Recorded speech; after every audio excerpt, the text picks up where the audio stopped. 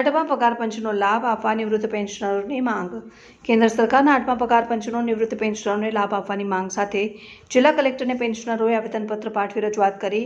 સમગ્ર રાજ્ય સાથોસાથ ભાવનગર શહેર જિલ્લાના રાજ્ય સરકારના નિવૃત્ત કર્મચારીઓ દ્વારા નિવૃત્ત કર્મચારી પેન્શનર મંડળના ઉપક્રમે વડાપ્રધાનને સંબોધતું આવેદનપત્ર જિલ્લા કલેક્ટરને પાઠવવામાં આવ્યું છે। એ સાથે રજૂઆત કરવામાં આવી છે કે આગામી 8મા પગાર પંચનો લાભ નિવૃત્ત પેન્શનરોને પણ આપવામાં આવે। મોટી સંખ્યામાં એકઠા થયેલ પેન્શનરોને જિલ્લા કલેક્ટરને આવેદનપત્ર પાઠવી રજૂઆત કરવામાં આવી। મારું નામ અમુભાઈ પાઠક છે। હું ગુજરાત પેન્શનર સમાજના સંકલન સમિતિનો સંગઠન મંત્રી છું ને ભાવનગર જિલ્લા પેન્શન સમાજનો મહામંત્રી તરીકે બોલું છું।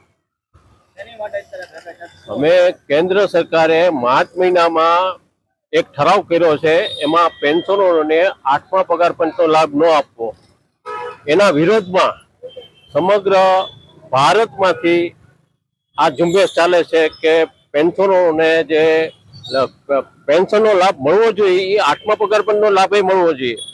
આના માટે ઝુંબેશ ઉપાડી છે અને આજે કલેક્ટર સાહેબને માનનીય વડાપ્રધાને આવેદનપત્ર આપવા માટે કલેક્ટર સાહેબને આવેદનપત્ર આખા ભાવનગર જિલ્લાના પેન્શનરો આશરે 500 થી 300 પેન્શનરો એકત્રિત થયા ને આવેદનપત્ર આપેલું છે।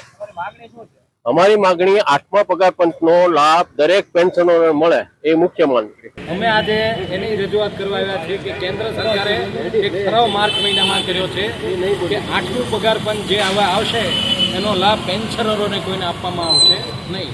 તો રાજ્ય સરકારે નહીં પણ અમારે એને રાજ્ય સરકારના તમામ પેન્શનના કર્મચારીઓ અમે આજે તમામ જિલ્લાના કલેક્ટરશ્રી સાહેબોને આજે આનું આવેદન આપીને એમ કહીએ છીએ કે આવું ન થવું જોઈએ।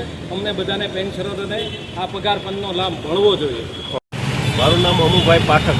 કઈ જગ્યાએ રજૂઆત કરવા શેની કરવા? ગુજરાત પેન્શન સમાજ સંકલન સમિતિનો સંગઠન મંત્રી છું અને ભાવનગર જિલ્લા પેન્શન સમાજનો મહામંત્રી છું। આજે પેન્શનોના વિરોધમાં જે લોકસભામાં ઠરાવ થયો છે એના વિરોધ રૂપે આ આખા ભાવનગર જિલ્લાના પેન્શનરોએ વોઇસ રજૂ કરી લેખિત આવેદનપત્ર નરેન્દ્રભાઈ મોદી સાહેબને વડાપ્રધાનને આપ્યું છે માનનીય કલેક્ટર સાહેબ મારફત।